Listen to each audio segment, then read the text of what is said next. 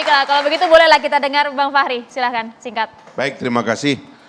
Saya kira akan menjadi legacy yang baik bagi Pak Jokowi adalah memang menseriusi pembahasan Undang-Undang Desa, revisi yang saya kira tadi Pak Menteri sangat bagus menjelaskan prinsip-prinsipnya dan tinggal diteruskan.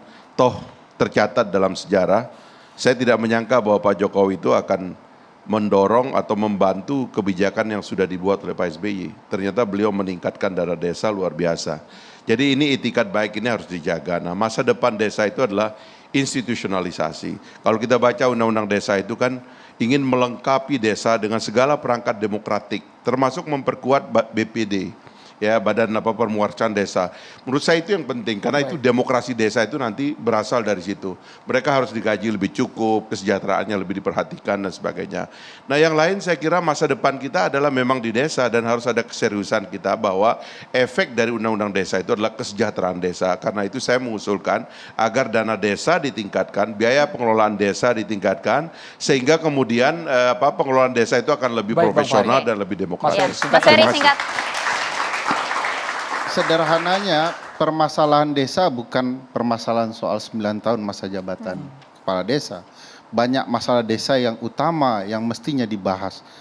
Tentu saya setuju dengan konsep peningkatan kesejahteraan kepala desa dan perangkat desa agar berimbas bagi kesejahteraan yang lebih penting, yaitu masyarakat desa di masa depan. Baik, Pak Menteri.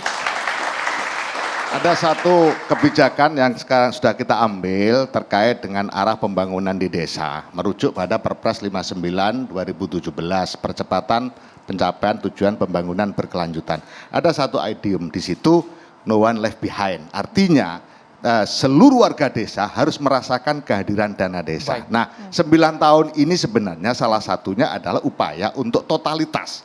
Agar semua permasalahan yang proses dalam bangunan desa tanpa kemiskinan, desa tanpa kelaparan, desa peduli pendidikan, desa bersih dan nyaman, itu bisa tertata dengan baik dan disitulah prinsip dari semua yang kita lakukan untuk kesejahteraan warga masyarakat desa. Mas Arya, penguatan desa hanya dengan memperpanjang masa jabatan kadesnya? Ya, dukungan 9 tahun masa jabatan kepala desa, rasionalisasinya tadi sudah saya sampaikan bahwa dinamika konflik dan integrasi pasca pada saat pilkada itu menjadi sesuatu yang kurang efektif terhadap jalannya pemerintahan desa yang hanya 6 tahun, perlu ada perpanjangan 9 tahun, tapi tentu dengan catatan seperti yang Pak Fakri sampaikan, bagaimana 9 tahun akan berdampak pada abuse of power, penggunaan kekuasaan atau penyalahgunaan kekuasaan, ini penting dicermati, jangan sampai 9 tahun justru menjadikan kolusi nepotisme dan abuse of power itu menjadi pelajaran yang harus dicatat dengan dukungan 9 tahun. Terima kasih. Bang Boni. Ya, saya kira kita harus perhatikan juga persenyawaan antara spirit otonomi daerah dengan mekanisme pelaksanaan pemilihan kepala desa. Karena otonomi daerah itu dulu konsepnya adalah bagaimana membangun dengan perspektif lokal. Local wisdom ini yang dijunjung tinggi. Dan bagi saya desa itu adalah unit atau ujung akar yang terdepan dari sebuah negara. Maka kita harus jamin peradaban lokal itu ada di situ. Maka mekanisme pelaksanaan pemerintahan desa tidak boleh mencederai prinsip pemeliharaan local wisdom.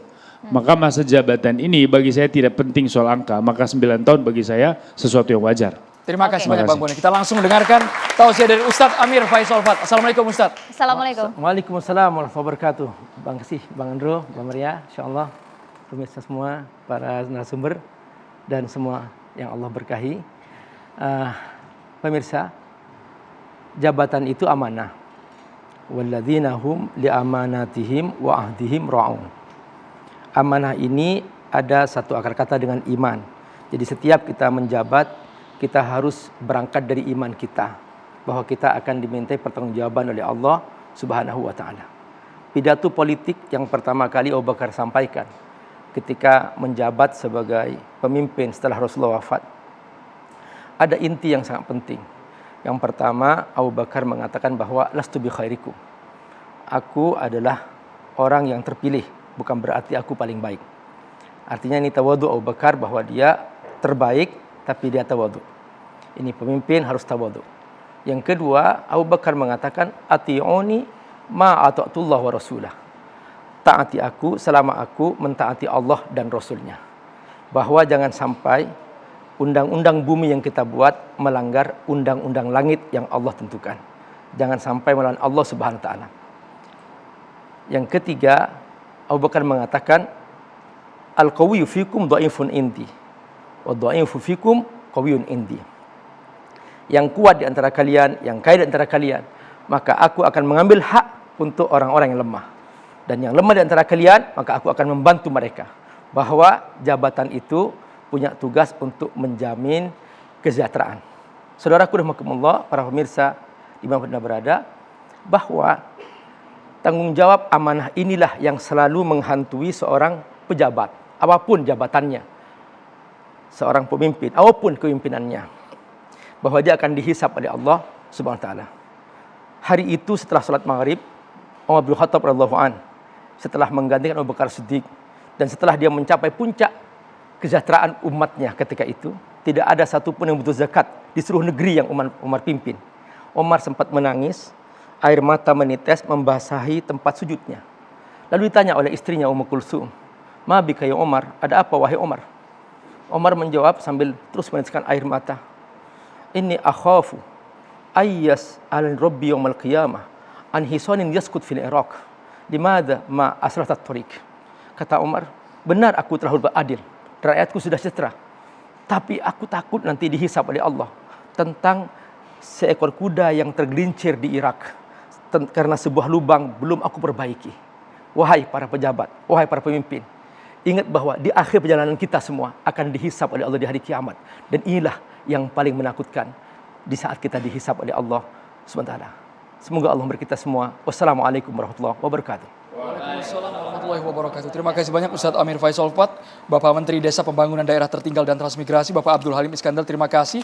Bang Fahri Hamzah sebagai Waketum Partai Gelora dan juga pakar hukum tata negara Mas Ferry Amsari sudah datang di Catatan Demokrasi. Terima kasih juga Bang Arya Bima, Ketua DPP PDI Perjuangan, dan juga Bang Boni Hargens, pengamat politik. Kita juga ucapkan terima kasih kepada seluruh mahasiswa dari Universitas Basri dan juga Universitas Paramadina. Pemirsa, Catatan Demokrasi masih akan kembali minggu depan. Saya Maria Zegap. Dan saya Andrew Merkuri. Selamat malam, terima kasih. Sampai jumpa. Boleh bawa Pak, silakan.